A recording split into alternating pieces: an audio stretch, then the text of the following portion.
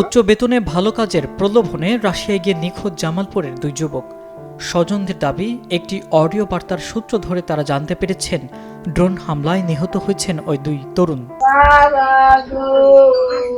নিখোঁজ হওয়া ওই দুই যুবক হলেন জামালপুরের মাদারগঞ্জ উপজেলার আরিফ ও মফিজ। গত 17 দিন ধরে তাদের কোনো খোঁজ মিলছে না। পরিবারের সদস্যরা জানান, গত 7 মে মফিজ চাঁদপুরের এক দালালের মাধ্যমে এবং আরিফ তার চাচাতো ভাইয়ের মাধ্যমে রাশিয়ার উদ্দেশ্যে দেশ ছাড়েন। কিন্তু রাশিয়ায় পৌঁছানোর পর থেকেই তাদের জীবনের চিত্রটা পুরোপুরি বদলে যায়। আমার ছেলেরা আমি সরকার কাছে ফিরে চাই, যেভাবে মৃত্যু জীবিত।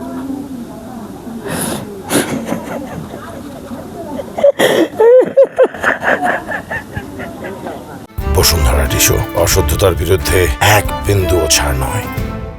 মফিজকে রাজমিস্ত্রি এবং আরিফকে ইলেকট্রিশিয়ানের কাজ দেওয়ার কথা বলা হলেও সেখানে যাওয়ার পর তারা জানতে পারেন তারা এক ভয়ঙ্কর প্রতারণার শিকার হয়েছেন। পরিবারের সাথে শেষ কথোপকথনে তারা জানিয়েছিলেন দালালেরা তাদের ভালো কাজের কথা বলে সরাসরি যুদ্ধক্ষেত্রে পাঠিয়ে দিয়েছে।